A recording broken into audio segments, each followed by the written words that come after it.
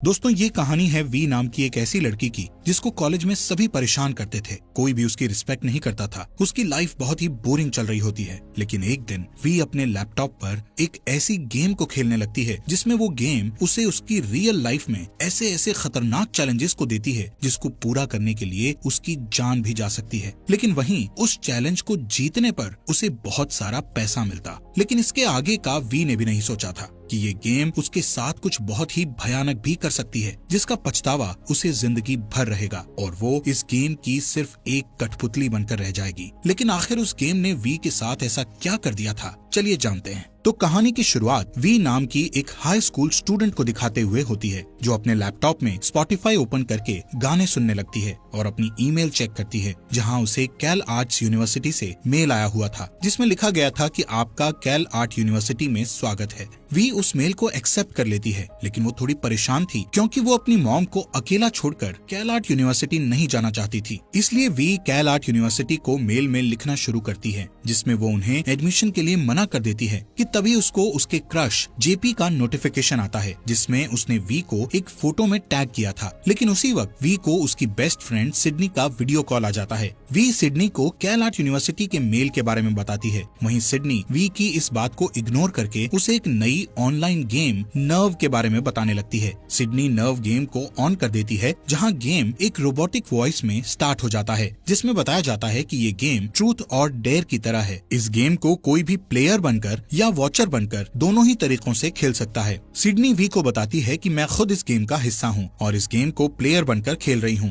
वो कहती है कि ये गेम सच में बहुत ही ज्यादा अच्छी है, लेकिन वी को ये गेम कुछ खास पसंद नहीं आती। थोड़ी देर बाद वी किचन में अपनी मॉम नैन्सी के पास जाकर उनसे अपनी यूनिवर्सिटी के बारे में बात करती है। लेकिन वी अपनी मॉम को कैल आर्ट्स यूनिवर्सिटी के बारे में नहीं बताती, क्योंकि वी अभी तक यही सोच रही थी कि वो यहीं अपनी मॉम के साथ रहकर ही अपनी पढ़ाई पूरी करेगी। वी अपनी मॉम को कहती है कि आप माइक के कमरे को रेंट पर क्यों नहीं दे देती, इससे हमें कुछ पैसे मिल जाया करेंगे जो हमें काम आया करेंगे। लेकिन इस बात से नैन्सी बहुत गुस्सा हो जाती है और उसे कहती है कि मैं ऐसा कभी भी नहीं करूंगी। दरअसल माइक वी का छोटा भाई था, जिसकी 2 साल पहले डेथ हो गई थी। वी अपनी स्टडी के साथ साथ एक फोटोग्राफर भी थी, इसलिए वो स्कूल के फुटबॉल मैच में स्कूल के न्यूज़पेपर के लिए फोटो लेने जाती है। वहीं उसकी दोस्त सिडनी चीयरलीडर थी। सिडनी फुटबॉल मैच शुरू होने से पहले अपनी एक दोस्त को अपना फोन पकड़ाते हुए उसे नर्व गेम के लिए एक वीडियो बनाने के लिए कहती है, जहां उसे व्यूअर्स द्वारा एक डेयर मिला था, जिसमें उसे चलते मैच के दौरान अपनी एक नेकेड फोटो नर्व पर अपलोड करनी थी। और जब सिडनी अपना ये डेयर पूरा करती है तो ये देखकर हर कोई शॉक्ड रह जाता है।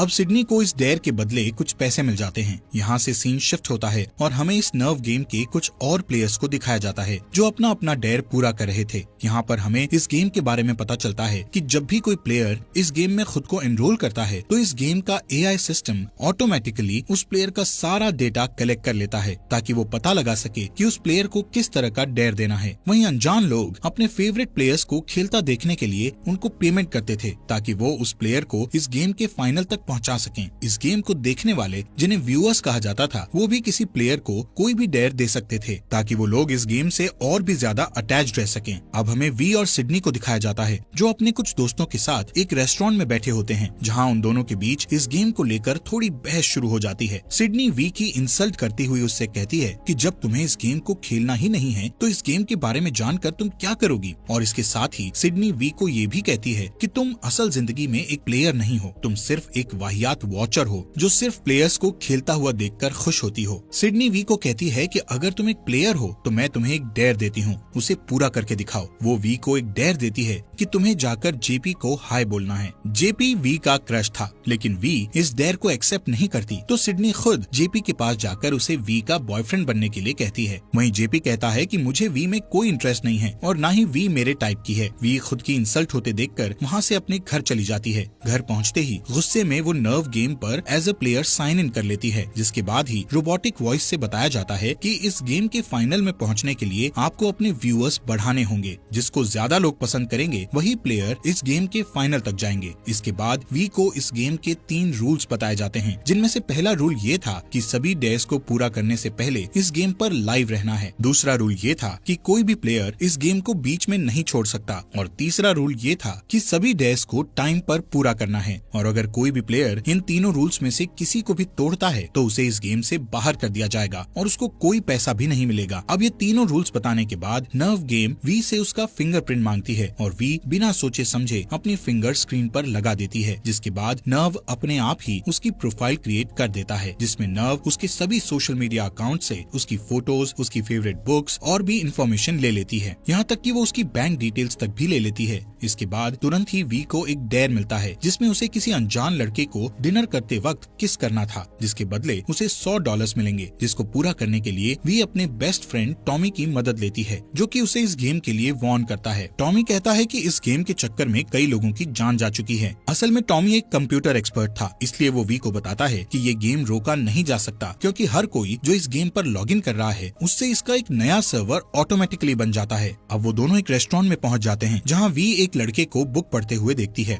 वी यहाँ पर नर्वस हो रही थी, लेकिन उसे कैसे भी करके ये डेयर कंप्लीट तो करना ही था, जिसके लिए वो उस लड़के के पास जाती है और टॉमी को फोन पर नर्व लाइव करने को कहती है और उस लड़के को किस करके अपना ये फर्स्ट डेयर कंप्लीट कर लेती है, जिसके बाद वो उससे दूर भागकर छुपने लगती है, जहाँ उसके साथ टॉमी को भी छुपना पड़ता है क्योंकि वो इस डेयर को शूट कर रहा था। कुछ देर बाद वो दोनों देखते हैं कि वो लड़का वहाँ से चला गया है, लेकिन अगले ही मिनट वी और टॉमी उस लड़के को डांस करता देखते हैं। वी टॉमी से कहती है कि वो भी उसके साथ जाकर डांस करेगी, लेकिन टॉमी उसे मना करते हुए कहता है कि ये सब सिर्फ एक गेम का पार्ट है। वो लड़का जिसका नाम इयान था वो भी इस गेम को खेल रहा था और उसे ये डर मिला था कि उसे रेस्टोरेंट में सबके सामने टेबल पर खड़े होकर डांस करना है, जिसे उसने पूरा कर लिया था। अब इयान टॉमी के पास आकर बैठ जाता है। तभी इयान और वी के पास सेम डेयर आता है जिसमें उन दोनों को एक साथ बाइक पर घूमना था, जिसके बदले उन्हें $200 मिलेंगे। पहले तो वी इस डेयर के लिए मना कर देती है, लेकिन उसे मन ही मन इयान अच्छा लगता है, इसलिए वो उसके साथ डेयर को कंप्लीट करने जाने का डिसाइड करती है। वी इयान की बाइक पर बैठती है और वो दोनों शहर में घूमने निकल जाते हैं। इसी दौरान वहीं सिडनी ने भी एक और डेयर कंप्लीट कर लिया था, जिसमें उसे लोगों के पास जाकर फाट करना था। सिडनी इस गेम को काफी एंजॉय कर रही थी, जब तक कि इस गेम में वी नहीं आई थी, क्योंकि वी बहुत तेजी से अपने वॉचर्स गेन कर रही थी। वहीं दूसरी ओर वी इयान के साथ काफी खुश थी, क्योंकि उन दोनों ने ही इस डेयर को भी कंप्लीट कर लिया था। अब जैसे ही इयान वहाँ से चला जाता है तो वी के पास एक और डेयर आता है, जिसमें उसे किसी एक्सपेंसिव स्टोर पर जाकर वहाँ की सबसे एक्सपेंसिव ड्रेस ट्राई करनी थी, जिसके लिए उसे $500 मिलेंगे। वहीं वी की मॉम नैन्सी बहुत कंफ्यूज थी कि वी के बैंक अकाउंट में इतने सारे पैसे कहाँ से आ रहे हैं, क्योंकि वी और उसकी मॉम का बैंक अकाउंट जॉइंट था। उधर टॉमी जो वी को प्यार करता था, इसलिए वो वी को लेकर काफी चिंतित था, इसलिए वो एक वॉचर बनकर इस गेम को साइन अप करके वी को देखना शुरू करता है। वहीं वी एक एक्सपेंसिव स्टोर में एक एक्सपेंसिव ड्रेस ट्राई कर रही थी कि तभी इयान वहाँ आ जाता है, जिसको सेम यही चैलेंज मिला था ताकि वो दोनों साथ में और टाइम बिता सकें। जब वो लोग कपड़े पहने हुए एंजॉय कर रहे थे कि तभी टाई नाम के एक प्लेयर को चेंजिंग रूम से उनके कपड़े चुराने का डेयर मिलता है, जिसको वो कंप्लीट कर देता है। वहीं वी और इयान नोटिस करते हैं कि उनके कपड़े गायब हैं। अब जो ड्रेस वी पहने हुए थी वो $2000 से भी ज्यादा की थी, इसलिए वो घबराने लगती है क्योंकि इतनी महंगी ड्रेस वो अफोर्ड नहीं कर सकती थी। उन्हें कुछ समझ नहीं आता कि अब वो क्या करें कि उसी समय उन दोनों के पास एक और डेयर आता है $2500 के लिए कि उन दोनों को 2 मिनट के अंदर उस स्टोर से बाहर आना है। इयान वी से कहता है कि अब क्योंकि हमारे पुराने कपड़े तो गायब हो गए हैं और ये नए कपड़े खरीदने के लिए हमारे पास पैसे नहीं हैं, इसलिए अब हमें यहाँ से बिना पे किए ही भागना पड़ेगा। लेकिन तभी वी के दिमाग में एक आइडिया आता है। वो देखती है कि डेयर खत्म होने में ज्यादा समय नहीं है और ये कपड़े पहनकर बाहर नहीं जा सकते, इसलिए वो दोनों अंडरवेयर में ही वहाँ से भाग जाते हैं। जैसे ही वो स्टोर से बाहर अपनी बाइक के पास आते हैं तो वहाँ उन्हें वही एक्सपेंसिव कपड़े एक बैग में रखे मिलते हैं, वो भी उन कपड़ों की रिसीट के साथ। वहीं टॉमी अभी भी वी को लेकर काफी स्ट्रेस में था, इसलिए वो सिडनी को फोन करके वी के बारे में बात करता है। सिडनी को पता चलता है कि वी भी नर्व गेम को खेल रही है और इतना ही नहीं, सिडनी वी को नर्व की टॉप 10 लिस्ट में देखकर बहुत जेलस फील करती है। वहीं टॉमी अपने हैकर दोस्त से कांटेक्ट करता है ताकि वो अरूबा नाम की एक हैकिंग वेबसाइट का इस्तेमाल करके नर्व गेम का पास की निकाल सके और उसके जरिए वो इयान और इस नर्व गेम की सीक्रेट जानकारी हासिल कर पाए। तभी टॉमी को डार्क वेब से पता चलता है कि इयान इस गेम का एक सीनियर प्लेयर है जो पिछली बार खेलने के बाद अचानक से गायब हो गया था। वो इसके बारे में वी को कॉल करके बताने की कोशिश करता है, लेकिन वहीं इसी दौरान वी को एक और नया डेयर मिलता है जिसमें उसे इयान का बताया हुआ टैटू अपनी बॉडी पर करवाना था। इयान का बताया हुआ टैटू करवाने से वो दोनों एक दूसरे के और क्लोज आ रहे थे। वहीं उन दोनों को एक साथ देखना बाकी वॉचर्स को काफी पसंद आ रहा था ताकि वो लोग उन्हें और चैलेंजेस दे सकें। लेकिन इस बार उनको बहुत खतरनाक डेयर मिलता है जिसमें इयान को न्यूयॉर्क में 60 माइल्स पर आवर की बेहद तेज स्पीड में आंखों पर पट्टी बांधकर और वी को पीछे बैठाकर राइड करनी थी और उसके पीछे बैठी वी ही उसे रास्ता बताएगी। इस डेयर का उन्हें $10,000 मिलेगा अगर वो इस डेयर को कंप्लीट कर पाए। लेकिन वी ये डेयर नहीं करना चाहती थी, पर इयान जैसे तैसे उसे इसके लिए मना लेता है। पर तभी उनके पास टाई नाम का एक लड़का आता है जो इयान को ब्लाइंड फोल्ड का कपड़ा देकर फाइनल में मिलेंगे बोलकर वहाँ से चला जाता है। वी इयान से पूछती है कि वो कौन था, जिस पर इयान कहता है कि वो शायद इस गेम का प्लेयर होगा। जिसके बाद वो दोनों बाइक पर बैठकर ये खतरनाक डेयर करने लगते हैं। वो दोनों रास्ते में कई बार मरते मरते बचते हैं, पर टाइम पूरा होने से पहले वो इस डेयर को कंप्लीट कर लेते हैं। इसी के साथ वो दोनों एक दूसरे को पसंद करने लग गए थे।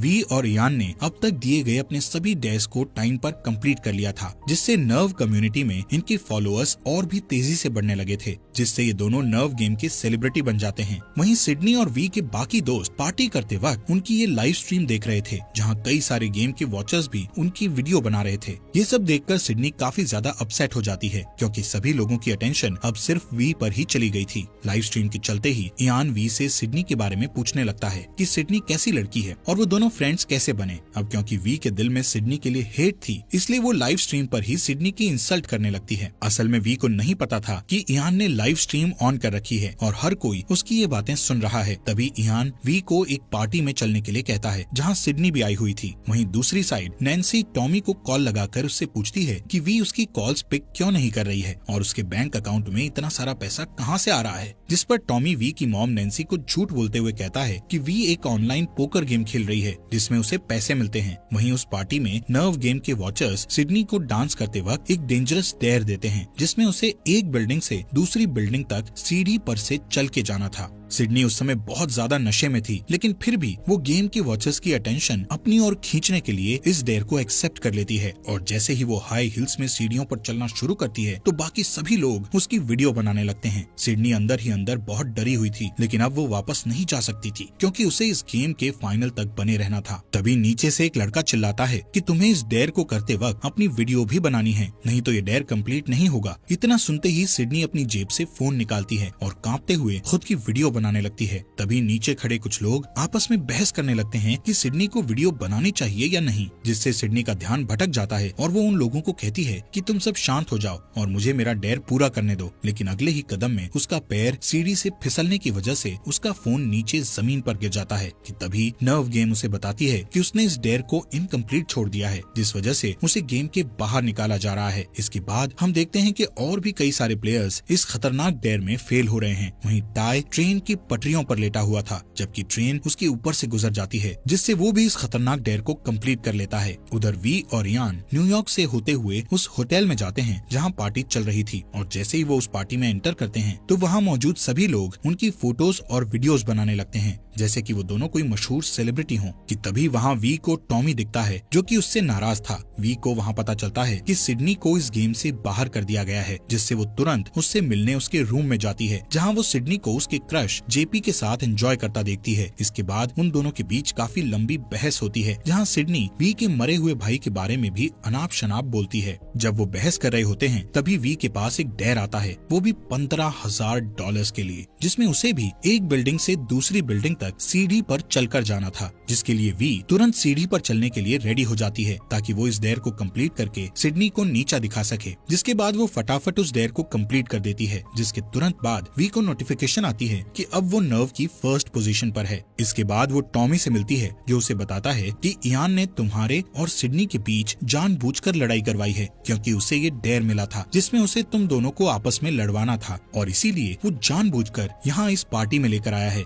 वी अब इयान की इस करतूत से बहुत गुस्सा थी, इसलिए वो उससे इस बारे में पूछती है कि उसने ऐसा क्यों किया। इयान उसे समझाने की कोशिश करता है, लेकिन सबसे पहले वो उसे वॉचर्स से दूर करने के लिए वी को एक लिफ्ट में ले जाता है, क्योंकि उनकी एक एक बात नर्व पर रिकॉर्ड हो रही थी। वी इयान की कोई भी बात नहीं सुनती और वहाँ से बाहर की ओर जाने लगती है और पुलिस से कांटेक्ट करने की कोशिश करती है, लेकिन इयान उसे ये कहते हुए रोकने की कोशिश करता है कि ऐसा करने से इस गेम के रूल्स टूट जाएंगे और तुम बहुत बड़ी मुसीबत में फंस सकती हो। वी एक पुलिस ऑफिसर को ढूंढकर उसे इस गेम के बारे में सब कुछ बताना शुरू करती है, लेकिन जैसे ही वो अपनी बातें उससे बताना शुरू करती है तो वहीं दूसरी साइड उसी समय उसकी मॉम नैन्सी देखती है कि वी के बैंक अकाउंट से सारे पैसे उड़ चुके हैं। जिसके बाद वो वी को कॉल करके पूछती है, जिस पर वी उसे बताती है कि मैं काफी समय से नर्व नाम की एक गेम खेल रही थी जिसमें जीतने पर मुझे काफी सारे पैसे मिल रहे थे, लेकिन अब मैंने इस गेम का रूल तोड़ दिया है, जिस कारण नर्व गेम ने पनिशमेंट के तौर पर मेरे बैंक अकाउंट से सारे पैसे चुरा लिए हैं। तभी वी के पास टाई आता है और वो उससे सॉरी बोलकर उसके मुंह पर पंच मारकर उसे बेहोश कर देता है, क्योंकि उसे ये डेयर मिला था। इसके कुछ देर बाद जब वी को होश आता है तो वो खुद को एक कंटेनर में पाती है, जहाँ एक कंप्यूटर से उसे रोबोटिक वॉइस आती है कि अब वो इस गेम में कैद हो चुकी है और गेम की इस कैद से बाहर निकलने के लिए उसे इस गेम के फाइनल में जीतना पड़ेगा। रोबोटिक वॉइस उसे ये भी कहती है कि उसे सबसे पहले फेरी तक पहुंचना होगा। अब जैसे ही वी कंटेनर से बाहर निकलती है तो वहाँ इयान उसे ढूंढता हुआ मिलता है। वो उसे बताता है कि उसने और टाई ने इस गेम को पिछले साल अपने एक दोस्त रॉबी के साथ भी खेला था, जिसमें उन तीनों को शहर की सबसे ऊंची बिल्डिंग के हैंगर पर एक हाथ से लटकने का डेयर मिला था, जिसे करते वक्त रॉबी का हाथ फिसल गया था और वो मारा गया। जिसके बाद मैंने और टाई ने पुलिस को इस बारे में बताने की कोशिश की, लेकिन किसी ने भी हमारी बात को सीरियसली नहीं लिया। अब क्योंकि हमने भी तुम्हारी तरह इस गेम का रूल तोड़ा था, इसलिए इस गेम ने हमारी लाइफ पूरी तरह से खराब कर दी। इयान वी को ये भी बताता है कि इस गेम ने मुझे और टाई को कुछ दिनों तक एक कंटेनर में ही कैद रखा था और हमारे परिवार के बैंक अकाउंट्स में से सारा पैसा निकाल लिया। वो बताता है कि अब मुझे और टाई को फाइनल जीतना ही है, जिसके बाद ही हम इस गेम से बाहर निकल पाएंगे और अपनी नॉर्मल लाइफ जी पाएंगे। दोस्तों, यहाँ हमें पता चलता है कि नर्व गेम में एक थर्ड टाइप की कैटेगरी भी है, जिन्हें प्रिजनर कहा जाता था, मतलब जिन्होंने इस गेम का कोई न कोई रूल तोड़ा था और उन्हें इस गेम से आजाद होने के लिए फाइनल में जीतना होता था। इयान वी को कहता है कि टाई कैसे भी करके इस गेम की कैद से बाहर निकलना चाहता है, जिसके लिए वो इस गेम को जीतने के लिए कुछ भी कर सकता है। लेकिन तभी इयान वी को कहता है कि लेकिन मैं तुम्हारी मदद करना चाहता हूँ, जिसके लिए मैंने इस गेम के वॉचर्स के साथ एक एग्रीमेंट साइन किया है, जिसमें मैंने उन लोगों से कहा है कि वो लोग टाई को डिफिकल्ट चैलेंजेस दें ताकि मैं टाई को हरा सकूं और फाइनल में सिर्फ हम दोनों ही पहुंच सकें, जहां मैं तुम्हें जीतने दूंगा, जिसके बाद तुम अपनी नॉर्मल लाइफ जी सकोगी। लेकिन वी को इयान की इन बातों पर बिल्कुल भी विश्वास नहीं होता और उसके वहां से जाने के बाद वी टॉमी से कांटेक्ट करके उसकी मदद मांगती है। कुछ देर बाद टॉमी सिडनी के साथ उसके पास आता है और वी से नाराज होने के लिए उससे माफी मांगता है, जिससे तीनों अब एक दूसरे को माफ कर देते हैं। वी उन दोनों को अपना प्लान समझाती है कि मैं चाहती हूँ कि टॉमी अपने हैकर दोस्त की मदद से इस नर्व गेम का कोड, जो कि ओपन सोर्स है, उसे चेंज कर दे, जिससे इस गेम के सभी वॉचर्स की आइडेंटिटीज रिवील हो जाएंगी और वो सभी लोग इस गेम को हमेशा के लिए लॉग आउट कर देंगे, जिससे ये गेम परमानेंट बंद हो जाएगा। इसके बाद वी फेरी तक पहुंच जाती है, जहां वी को एक पेपर बैग मिलता है जिसमें एक गन के साथ फाइनल राउंड में पहुंचने की एंट्रेंस टिकट भी थी। वहीं इयान को डेयर मिलता है कि उसे एक बहुत ऊंची बिल्डिंग पर चढ़कर एक क्रेन पर एक हाथ से 5 सेकंड तक लटकना है, जिसे वो पूरा कर देता है और फाइनल राउंड में पहुंच जाता है, जिसके लिए उसे एक ड्रोन की हेल्प से बताया जाता है कि तुम्हें फाइनल में एक ट्रेन से जाना है। ट्रेन में पहुंचने पर इयान को उस गेम के कुछ मास्क्ड वॉचर्स एक लोडेड गन देकर फाइनल डेस्टिनेशन तक जाने को कहते हैं। इसी दौरान नैन्सी को इस गेम के बारे में पता चल जाता है और वो भी इस गेम की लाइव स्ट्रीम देखकर घबराती हुई टॉमी को कॉल करती है, जिससे टॉमी उसे अपने हैकर दोस्त के अड्डे पर आने को कहता है। वहीं वी उस स्टेडियम में पहुंच जाती है जहां पर फाइनल खेला जाना था। वो स्टेडियम बहुत सारे दर्शकों से भरा पड़ा था जिन्होंने मास्क लगाया हुआ था। उसी टाइम इयान भी वहां आ जाता है और तब उन दोनों को फाइनल डेयर बताया जाता है कि तुम दोनों को एक दूसरे को गोली मारनी है और जिसने सबसे पहले गोली मारी वो इस गेम को जीत जाएगा। इयान वी को उसे शूट करने को कहता है, लेकिन वी उसे शूट नहीं कर पाती, जिस वजह से ये फाइनल डेयर उन दोनों में से कोई भी नहीं जीतता। वहीं नैन्सी टॉमी के पास आ जाती है। टॉमी अपने हैकर दोस्तों के साथ मिलकर इस गेम के कोड को बदलने और गेम के वॉचर्स की आइडेंटिटी को रिवील करने की कोशिश कर रहा था, लेकिन उन्हें ऐसा करने में काफी ज्यादा मुश्किल हो रही थी क्योंकि गेम के बहुत सारे बॉट्स उन्हें ब्लॉक कर रहे थे। उधर स्टेडियम में टाई एक गन लेकर आता है और इस गेम को जीतने के लिए इयान को गोली मारने ही वाला होता है कि तभी वी इयान को बचाने के लिए उसके सामने आकर खड़ी हो जाती है और जोर जोर से चिल्लाकर गेम के वॉचर्स को कहती है कि क्या तुम सब सच में अपने मनोरंजन के लिए किसी को मरता देखना चाहते हो, जिसके जवाब में सभी वॉचर्स हाँ कहते हैं। इसलिए वी टाई को अपना एक डेयर देती हुई कहती है कि अगर तुम में हिम्मत है तो तुम मुझे शूट करके दिखाओ, जिससे टाई वॉचर्स से पूछता है कि क्या मैं वी को शूट कर दूं, जिस पर सभी वॉचर्स जोर जोर से हाँ चिल्लाने लगते हैं। तभी सभी वॉचर्स के अपने अपने फोन पर वोटिंग का ऑप्शन शुरू हो जाता है, जिसमें उन्हें येस और नो में से किसी एक को चुनना था और अब ज्यादातर वॉचर्स का जवाब येस था, इसलिए टाई वी पर गोली चला देता है। वहीं इस लाइव स्ट्रीम को वी की मॉम टॉमी और सिडनी के साथ देख रही थी। उधर स्टेडियम में इयान वी वी के पास जाता है जो कि पूरी तरह खून से लथपथ थी कि तभी अचानक टॉमी अपने हैकर दोस्तों के साथ इस नर्व गेम को हैक करने में कामयाब हो जाता है और गेम का कोड बदल देता है, जिससे एक एक करके सभी गेम वॉचर्स की आइडेंटिटी रिवील होने लगती है। और तभी वॉचर्स के पास मैसेज आता है कि वो लोग वी के मर्डरर हैं, क्योंकि उन्होंने ही वी को गोली मारने के लिए टाई को यस कहा था। अब ये देखकर सभी वॉचर्स बहुत ज्यादा घबरा जाते हैं और जल्दी से इस गेम को साइन आउट करके स्टेडियम से भाग जाते हैं। वहीं जैसे ही टाई वी के पास जाता है तो इयान गुस्से में टाई पर गोली चलाने लगता है, लेकिन तभी वी होश में आ जाती है और इयान को रोक लेती है। तब टाई इयान को बताता है कि ये सब वी का ही प्लान था, झूठ मूठ में सभी वॉचर्स के सामने मरने का। वो बताता है कि मुझे सिडनी ने फाइनल राउंड से पहले फोन करके वी के इस प्लान के बारे में सब बता दिया था कि मैं वी को सभी वॉचर्स से पूछकर सबके सामने नकली गोली मारूं, जिससे टॉमी के हैकर दोस्तों ने इस गेम के सिस्टम को हैक करके सभी वॉचर्स के फोन पर यस और नो को डिस्प्ले किया। और फिर जैसे ही उन्होंने यस पर क्लिक किया तो उनकी आइडेंटिटी रिवील हो गई और डर के मारे उन्होंने इस गेम को साइन आउट कर दिया और इस तरह ये नर्व गेम परमानेंटली क्लोज हो चुकी है। इसी के साथ ये मूवी यहीं पर खत्म हो जाती है। दोस्तों, हमारे फॉक्स एक्सप्लेनर हिंदी चैनल को सब्सक्राइब करना मत भूलना।